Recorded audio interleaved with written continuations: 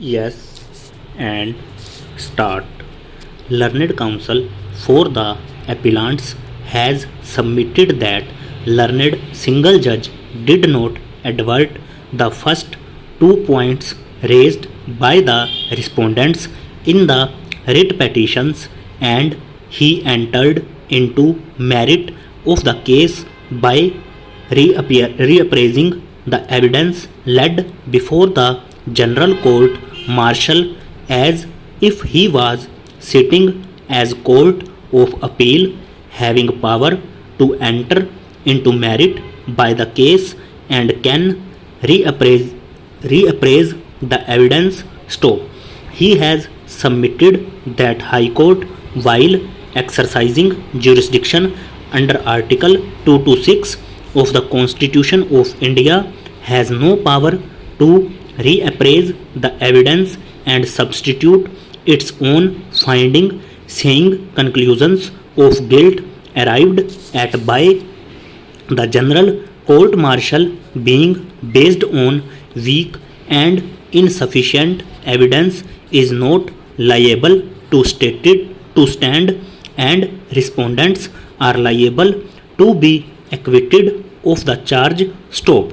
He has further submitted that ample evidence has been given before the General Court Martial indicating involvement of respondents in the crime, and also that it were respondents who done the death of deceased persons, and the findings of conviction arrived at by the General Court Martial on the basis of that evidence, which is cogent and reliable, was liable to stand and could not be quashed in the writ petition filed under Article 226 of the Constitution of India in the name of reappraisal or evidence. Stop.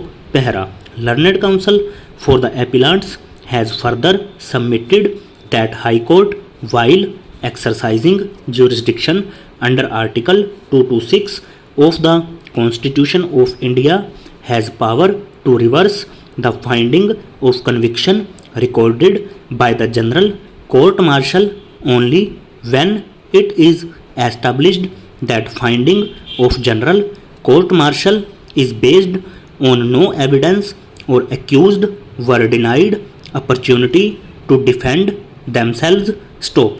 He has submitted that it was not the case taken in the writ petitions that respondents were denied opportunity to defend themselves. Rather, it is established on record that both respondents had been provided full opportunity to defend themselves, such as they had opportunity to engage lawyer of their choice, and they had full opportunity not only to cross examine the witnesses by the prosecution, but had opportunity to tender evidence in defense also, and they had to tender evidence also in their defense, and in view of these, it was not open for them to challenge the findings of conviction recorded by the General Court Martial, saying evidence on which finding of conviction is based is weak and insufficient, and no conviction can be based on that evidence. Stop. Learned Counsel for the appellants has lastly submitted that ample evidence has been laid on record, and it is established from that evidence that respondents had a strong motive to commit murder of Havaldar Ramphal and Sepoy Jagannath Prasad, as latter had tried to molest the wife of respondent to whom respondent 1 treated as a sister. Stop.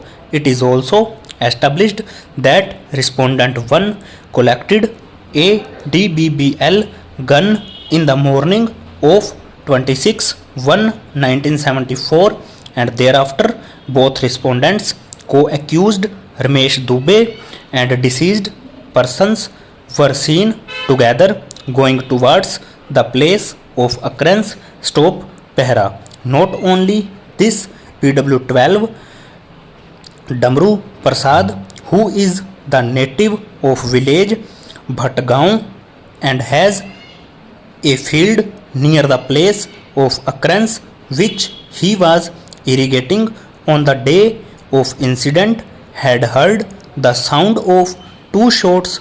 Besides seeing respondents going towards the place of occurrence before hearing the sound of shots.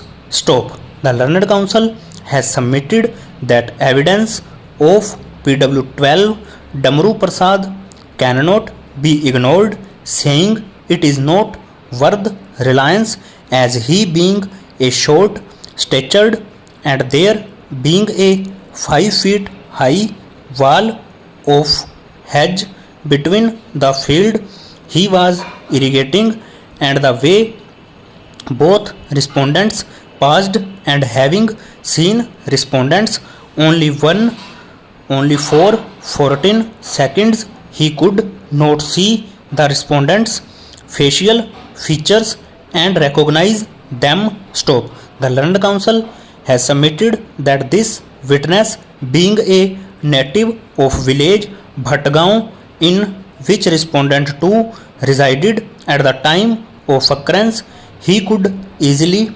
identify him, and also respondent 1, who being a friend of respondent number 2 frequently visited his house, he could also identify respondents. Stop and